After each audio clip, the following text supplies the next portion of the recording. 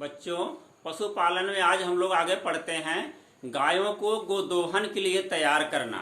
जानते हैं कि हमारा मेन उद्देश्य क्या होता है पशुपालन का, कि दूध प्राप्त करना। तो दूध प्राप्त करने के लिए हमें शुद्ध दूध चाहिए, जिससे हम तमाम जो है रोगाणुओं विषाणुओं से उस दूध को संक्रमित होने से बचा कर रखें, और जिससे जो दूध इस्तेमाल करें वो स्वस्थ रहे।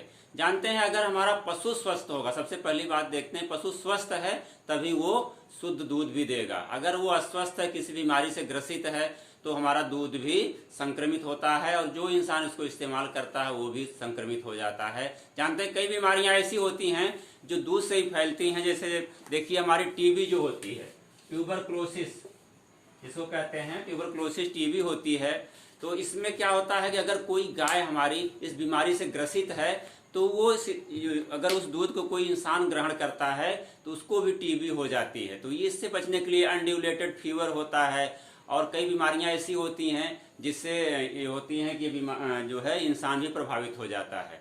तो गोदोहन के लिए हमें गायों को तैयार करने के लिए सबसे बड़ी बात होती है कि हमारा पशु पहली बार स्वस्थ होना चाहिए। उसके बाद क्या है कि हमें जहाँ पर दुग्ध दोहन किया जाता है, दुग्धशाला जिसको कहते हैं, मिल्किंग रूम जिसे बोलते हैं, जहाँ पर गाय दूही जाती है, क्योंकि चारा खिलाने का अलग स्थान होता है, गाय दूहने का अलग स्थान होता है। तो जो दुग्धशाला होती है पहले उसकी सफाई अच्छी से होनी चाहिए। जानते हैं अभी हम लोग पिछले क्लासों में पढ़ चुके हैं तो सफाई करने के लिए वहाँ पर सब गोबर और मूत्र वगैरह साफ करके उसको धुलने के बाद फिनाल से उसको क्या करते हैं कि एक बार धुलाई कर देते हैं। और गोदोहन के कम से कम 2 घंटे पहले फिनाल से धुलाई करनी चाहिए, क्योंकि जानते हैं कि दूध बहुत ही अच्छा अवशोषक होता है। अगर उसमें जरा सा भी गंध आती रहेगी तो दूध में भी वो फिनाल की महक आने लगेगी। तो इसीलिए 2 घंटे पहले ही हम लोग फिनाल से उसकी धुलाई कर रहे हैं। उसके बाद वहाँ पर पशु को ले जाकर के गाय को बांधेंगे, तब दुहाई का कार्य शुरू करेंगे। इसके बाद और क्या करते हैं, देखिए दुग्धशाला की सफाई हो गई। फिर हम क्या करते हैं कि पशु को जो चारा दाना खिलाते हैं उसको कम से कम गाय को दुहने से 1 घंटा पहले हमें उसको जितना भी चारा दाना खिलाना हो उसको खिला करके पूर्ण कर लेना चाहिए। अगर उस समय हम लोग गाय को दूहते समय चारा खिलाते हैं, जैसे कोई तीक्ष्ण गंध वाली अगर हम लोग चारा दे रहे हैं, कोई बहुत हरा चारा दे रहे हैं या साइलेज खिला रहे हैं, तो उससे क्या होता है कि उसकी गंध दूध में आ जाती है। और इसके अलावा अगर हम लोग देखिए अगर पशु खा रहा है तो उसको हम लोग चारा डाल रहे हैं उसके नाद में, उसके मैंजर में डाल रहे हैं, तो क्या होता है कि वो धूल जो उड़ती है चारा में वो भी जो है दूध में आकर के संक्रमित कर सकती है, हमारे दूध को दूषित कर सकती है। तो इसको ध्यान कर रखते हुए हमको कम से कम 1 घंटा पहले पशु को चारा दाना खिला करके एकदम तैयार कर देना चाहिए। तब दोहने के लिए हमें जो होता है उसकी तैयारी करनी चाहिए। इसके अलावा देखिए जो होता है कि पशु की सफाई होनी चाहिए। मेन अगर हमारा स्वस्थ पशु हो उसका चारा दाना पहले खिला लें, उसके बाद उसकी जो सफाई होती है वो बहुत इंपॉर्टेंट फैक्टर होता है। जानते सफाई के लिए क्या करते हैं, ये ग्रूमिंग होती है, इसको पहले हम लोग कहते हैं खुरैरा। खुरैरा करना एक टेक्निकल शब्द है, इस पर आता भी लिखने के लिए खुरैरा जो है क्या होता है और इसे करने से क्या लाभ होते हैं, इसको हम लोग खुरैरा बोलते हैं। खुरैरा या इंग्लिश में कहते हैं ग्रूमिंग, इसको इंग्लिश में ग्रूमिंग कहा जाता है। इसका जानते खुरैरा क्या होता है, जो पशुओं के ऊपर तमाम धूल मिट्टी बाल या पसीना होता रहता है तो उससे क्या करते हैं, जब ये ब्रश होता है, जैसे हम लोग कपड़े धुलते हैं ब्रश होता है, इसी प्रकार के ब्रश होते हैं 2, एक कड़ा एक मुलायम। उससे क्या करते हैं पशु के ऊपर जब उसको घिसते हैं हल्का सा चलाते हैं तो उससे जो बाल और गंदगी जो होती है साफ होती है, पशु को कुछ आराम मिल जाता है। तो ये तब उसी को हम लोग खुरैरा या ग्रूमिंग कहते हैं। इसका जानते हैं इससे करने से लाभ क्या क्या, उसका उद्देश्य क्या, ग्रूमिंग का मेन उद्देश्य हमारा क्या होता है। नंबर 1 उद्देश्य देखिए अगर इसका है तो क्या आता है, पशु की सफाई करना, पशु की सफाई करना हो गया। और दूसरा देखिए अगर हम ग्रूमिंग करेंगे खुरैरा करेंगे तो पशु जो होते हैं उसके त्वचा रोग जो होते हैं तमाम पशुओं को हो जाते हैं, त्वचा रोग से बचाव करना, त्वचा रोग से बचाव भी होता है इससे। और होता देखिए नंबर 3 इसका है कि इसमें जो होता है अगर हम ग्रूमिंग करते हैं जो शरीर के अंदर उसका खून का दौड़ा होता है, यानी रक्त परिसंचरण या ब्लड सर्कुलेशन क्रिया जो होती है उसमें स्टिमुलेशन का काम करता है, उद्दीपन का कार्य करता है। ये होता है रक्त परिसंचरण,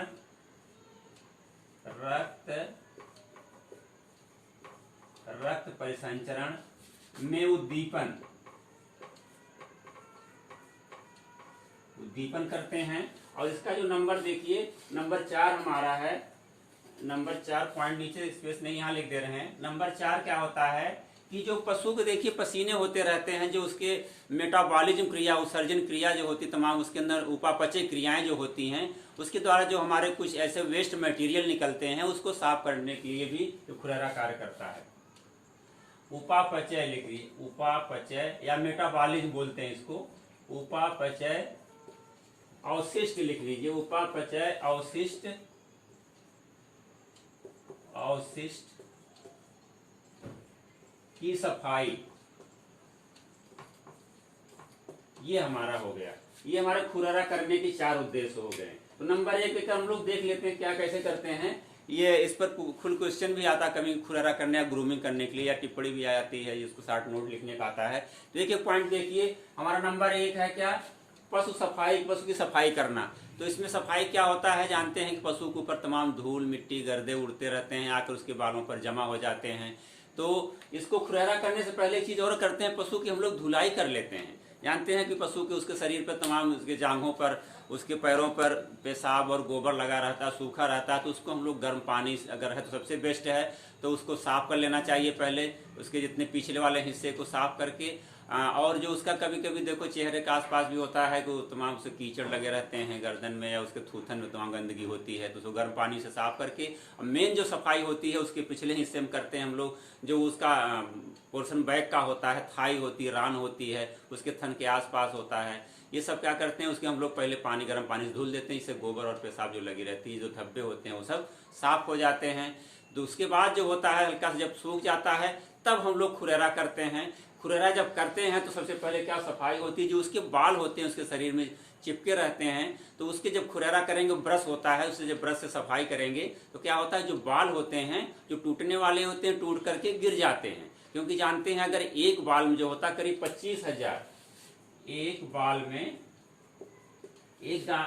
25,000 जीवाणु होते हैं, बैक्टीरिया, 25,000 बैक्टीरिया, सोचिए कितना प्रदूषित कर देते हैं दूध को हमारे। तो हम लोग जब उसको खुरहरा करेंगे, जो बाल होते हैं गिरने वाले गिर जाते हैं, और तो उससे जो होती है सफाई बनी रहती है। दूसरी होती है त्वचा रोग से बचाव। देखिए जब हम लोग उस पर सर्कुलेशन जो करते हैं, खुरहरा करेंगे, तो उसका क्या होते हैं, जो स्किन होती है उसकी सफाई होती रहती है, तो वहां पर किसी प्रकार के फफूंदी बैक्टीरिया रुकने को समय नहीं मिल पाता, क्योंकि उसको रोज के रोज हम लोग खुरहरा करेंगे तो उसमें ये सब डेवलप नहीं कर पाएंगे जो हमारे कारक होंगे बीमारी फैलाने वाले। त्वचा रोग जानते हैं इसकी तमाम होती जाती है, पशुओं के भी स्किन रोग है, देखिए बाल गिर जाते हैं, उनकी खुरदरी जो त्वचा हो जाती है एकदम बहुत जैसे लेदरी टाइप की, एकदम बहुत मोटी हो जाती है वहाँ पर त्वचा, बाल गिरने से, और वहाँ खुजली होने लगती है। जैसी बीमारियों से खुरहरा करने से बचाव हो जाता है। तीसरा रक्त परिसंचरण यानी ब्लड सर्कुलेशन में इसका सहायता करता खुरहरा करने। जानते जब करेंगे तो उसके नीचे जो स्किन के अंदर उसके जो होती हैं मसल्स हैं, उसमें देखिए पतली पतली वेन्स आती हैं, जो नसें होती हैं बारीक, जो खुरहरा करने से प्रभावित होती हैं। पशु का परिसंचरण जो होता है, खून का दौरा भी अच्छा होता है, जिससे पशु जो होता है अच्छा फील करता है। उसके अलावा जो देखिए शरीर में चौथा पॉइंट हमारा है, जो उसके शरीर में उपापचय क्रियाएं। जानते हैं शरीर पसीना होता है, जैसे हमारे आपके शरीर पसीना होता है वैसे पशुओं के शरीर में भी पसीना होता है। उसके स्किन के ऊपरी जो होती है परत में वो श्वेत ग्रंथियां पाई जाती हैं, स्वीट ग्लैंड्स बोलते हैं। तो श्वेत ग्रंथियों से पसीना निकलता रहता है, तमाम प्रकार की गंदगी। देखिए जैसे हम लोग देखिए गर्मियों के महीने में होता सफ़ेद रंग एकदम पाउडर जैसे, उसमें हल्का हल्का सा नमक भी आ जाता है शरीर के अंदर से, जो अवशिष्ट पदार्थ है उसके तमाम निकलते रहते हैं शरीर से। ऐसे गायों में भी निकलते हैं। तो जो खुरहरा करते हैं तो ये अवशिष्ट पदार्थ हमारे क्या होते हैं, वो साफ हो जाते हैं और पशु हमारा दूध दोहने के लिए तैयार होता है। इसके बाद इस चीज़ का हम लोग और ध्यान रखते हैं। अब देखिए वहाँ कर लिए, अब पशु को क्या करते हैं, उसको जो थन होता है, आयन और थन, उसके पास देखिए कुछ बाल भी उसके लटके रहते हैं उसकी स्किन के आसपास। तो उसके जो बाल होते हैं उसको काट देना चाहिए। वो बाल अगर उसमें लटका रहता है तो वहाँ पर उसके दूध वाले बर्तन में गिरने की संभावना बनी रहती है। अब उसको आयन और थन को धुलने के लिए जानते हैं कि मेन हमारा जो दूध का पार्ट होता है गाय का, आयन और थन होता है, तो उसको धुलने के लिए क्या करते हैं हम लोग, स्पेशल एक तैयारी करते हैं। वो आता है केमिकल आता है जो क्लोरीन होता है, 200 ppm का क्लोरीन होता है, उसको जान लीजिए, इंपॉर्टेंट है। ये ऑब्जेक्टिव में भी आता है कि थन की धुलाई किस चीज़ से करना चाहिए। ऐसे लोग इस तरह का है। पोटेशियम परमैंगनेट भी कुछ लोग रिकमेंड करते हैं, लेकिन वो नहीं। जो क्लोरीन होती है हमारी, या हाइपोक्लोराइड, हाइपोक्लोरीन एक आती है, वो भी उपलब्ध होती है थन आयन धुलने के लिए। तो ये क्लोरीन जो होती है, क्लोरीन 200 ppm, 200 ppm का घोल क्या करते हैं, इससे थन को पानी मिला करके थन को, आयन को अच्छे से साफ कर देते हैं। और साफ करने के बाद किसी साफ तौलिया जो होता है हमारा, साफ कपड़े से उसको सुखा देते हैं। अगर उसमें नमी नहीं होनी चाहिए, उसका थन अगर नमी उसमें गीला है तो जो उससे हमें जब दूहेंगे तो उसमें से गंदगी दूध में भी आ सकती है। इसे करने से क्या होते हैं, जो उसमें थन के आसपास जीवाणु या बैक्टीरिया होते हैं वो सब नष्ट हो जाते हैं। अब देखिए, कुछ पशु ऐसे होते हैं कि जब उनको दूहने जाइए तो वहाँ पर क्या होता है कि वो कुछ पशु पैर चलाते रहते हैं अपने, उनके पैर, उसको कहते हैं किकर। किक माने पैर मारना या लात चलाना होता है। तो किक करते हैं पशु, लात मारते हैं दूहते समय। तो उसके लिए जानते हैं सामान्य रूप से होता है कि रस्सी होती है, रस्सी से हम लोग पशु को दोनों पैर बांध देते हैं, उसकी पूंछ भी मिला बांध देते हैं, जिससे पशु पैर भी नहीं चलाता। जो पूंछ चलाता है, क्योंकि पूंछ भी धुली जाती है, पूंछ से जो है बाल भी दूध में नहीं गिरने पाते। उसके अलावा एक आता है चेन का, लोहे का भी बना रहता है रस्सी के अलावा, देखिए उसका नाम है, हम लोग बांधते हैं काऊ, जो पैर जो चलाने वाली उसको कहते हैं किकर। और एंटी काऊ किकर बोलते हैं इसको, एंटी काऊ किकर, एंटी काऊ किकर होता है। इसे क्या करते हैं, एंड टेल होल्डर बोलते हैं इसको, एंड टेल होल्डर। ये काम क्या करता है, जो पशु के लोहे का पतला सा चेन होता है, उसमें दोनों पैरों को उसको बांधने की व्यवस्था रहती है। तो उसको पिछले पैरों बांध देते हैं, उसके पूंछ को रोकने के लिए भी एक उसमें रिंग टाइप लगी रहती है, तो उसमें उसको फिट कर देते हैं, तो पूंछ भी पशु नहीं हिला पाता, जिससे हमारे दूध में वो गंदगी नहीं आ पाती है। इसके अलावा कुछ गायें ऐसी होती हैं, देखिए जब उसके जो बच्चे होते हैं उसको चाटने लगती है, तो चाटने से सबसे बड़ी उसको कहते हैं, देखिए एक ड्रॉबैक सबसे बड़ी बात है, तो अपना वो कहते हैं कि गाय अपना जो है उसको प्रेम दर्शा रही है अपने बच्चे के प्रति, लेकिन ये क्या है, ये एक तरह से किंवदंती है, लेकिन गलत है ये। और जो मेन वैज्ञानिक कारण है, जान लीजिए, अगर गाय चाट रही बच्चे को या किसी दूसरे पशु को चाट रही है तो उसके अंदर किसी खनिज पदार्थ की कमी है, विटामिन या कोई खनिज पदार्थ की कमी, जिसकी वजह से वो दूसरे पशु को चाट रही है, अपने बच्चे को चाट रही है। जबकि हम आप उसको दूसरे अर्थ में लेते हैं कि उसको बच्चे के प्रेम को वजह से उसको चाट रही है। अगर चाटती है तो पशु की जो बच्चा होता है उसके शरीर जो बाल होते हैं उसके जीभ के माध्यम से उसके पेट में चले जाते हैं, कहीं कहीं उसके पेट में, पशुओं के पेट में बहुत बड़े बाल के गुच्छे भी मिलते हैं, जिससे उसका जो डाइजेशन होता है, पाचन तंत्र होता है, वो डिस्टर्ब हो जाता है, पशु को भूख नहीं लगती, तमाम बीमारियों से ग्रसित हो सकता है। तो पशु अगर चाट रहा है तो उसके लिए हम लोग खनिज लवण 40 ग्राम नमक और करीब 30-40 ग्राम जो होता है जो हड्डी का चूरा होता है, तो उसको हम लोग देते हैं। तो उसके जो तो खनिज लवण की जो है कैल्शियम, फास्फोरस और मैग्नीशियम और जितने भी इस तरह के उसके आवश्यक तत्व हैं, जिंक, तो उसकी पूर्ति होती रहती है क्लोरीन की। तो पशु जो होता है चाटना बंद कर देते हैं। कुछ बैल होते हैं वो भी पेशाब अपने पीते हैं, तो उसे जान लीजिए उसके अंदर क्लोरीन की कमी है, तो पशु के लिए क्या होता है, नमक चट्टा आता है, उसको रख देते हैं तो पशु चाटता रहता है। या उसके चारे में अगर थोड़ा थोड़ा खिलाया जाता है तो पशु की ऐसी स्थिति नहीं आनी पाएगी और वो चाटेगा नहीं। अब ये हो गया। इसके अलावा देखिए कुछ गायें ऐसी भी होती हैं जो अपना दूध स्वयं पी जाती हैं, वो गर्दन घुमा करके थन में अपना दूध पी जाती हैं, या दूसरे गाय का दूध पी जाती हैं। अगर दूसरे का दूध पी रही तो गाय को दूर दूर बांधी, जिससे दूसरे गाय का दूध न पीने पाए। ये सबसे बड़ी कमी होती है कुछ गायों की। और कुछ गायें होती हैं अपना ही दूध पी जाती हैं, ऐसी भी गायें मिलती हैं। तो उसके लिए क्या करते हैं, जैसे गाय हमारी होती है उसके गले में एक प्रकार के डंडे होते हैं, उसको रस्सी में लपेट करके लंबे डंडे बांध दिए जाते हैं, जिससे वो गर्दन को घुमा नहीं पाती। चारा खाने के, उसको दूहने के, चारा खिलाने के बाद उसको हम लोग लगा देते हैं, उसको कहते हैं नेक क्रैडलेट, नेक क्रैडलेट बोलते हैं। नेक क्रैडलेट एक प्रकार का, जैसे पशु हमारा ये है, सपोज दैट ये हमारा पशु हो गया, ये है,